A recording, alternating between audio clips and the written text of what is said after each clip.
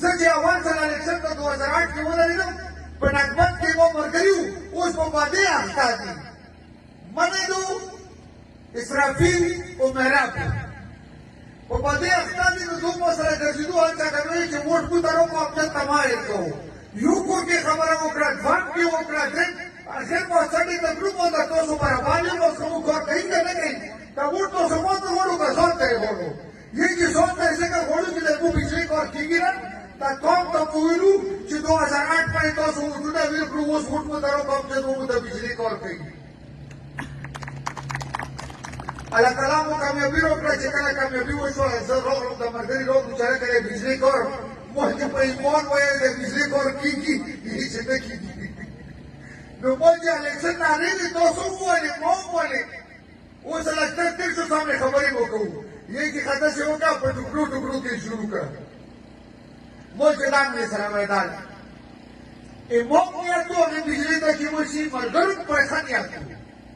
چې کله ټوله نیتونه سره کې ملو شي بیا مسله حل کېږي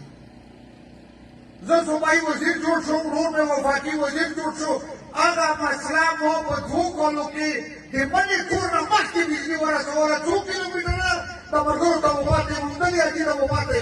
حاجي کتنے کیلومتر ہے دا دې ته وایه 5 کیلومتر بجلي لائن مو ته واچولو دې ته سوچ وکړو دا ترقیاتي عمل ده ډوک اکبر خان ته ډوک وارث ته کړي اوپار روډ شو ډوکنالا روډ شو واټ سپلای سکیم شو دا تاسو د خوشحالګړ رسټ هاوس چې ده دا په روډ کې راغلی او که نه راغلی بیا دلته کې هغه وختي وفاقي وزیر و ارباب الحمدین هغه چې مو راوستو دلته کابینټ ته چې ویې کتو د هغه د والد صاحب تختي لګېدلې وه د ارباب جهانګیر هغه ویل چې افضل صاحب دا خو ما پلور ته رسټ هاوس جوړ کړی افتتاح یې کړی مو چې پلور ته رسټ هاوس جوړ کړی اوس دا نوي رسټ هاوس اعلان ته وکړه نو هغه مې په تقریر کې د نوي رسټ هاوس اعلان وکړو نن نوی رسټ هاوس جوړ ده که نه ده جوړ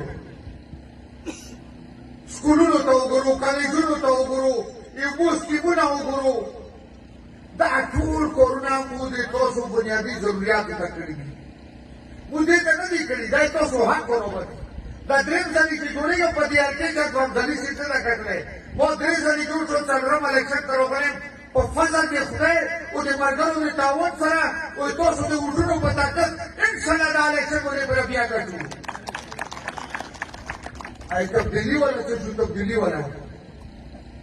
دلته کې یو ګرځېدو ما جلسې ته چې ته راغلی وو اوس خوشحالګړ ته نه وځي په جنګ کې کور جوړ کړی دوکانې حاجتي کاروبار جوړ کړی وایي دا خانهباره رو خوشحال که نه هغه به نارې والي چې عمران خان تیرې جان نثار هزار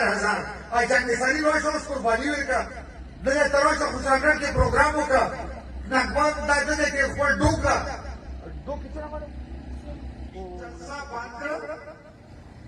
عمومي ملک وزیر اعظم میں کوہاٹ دروستو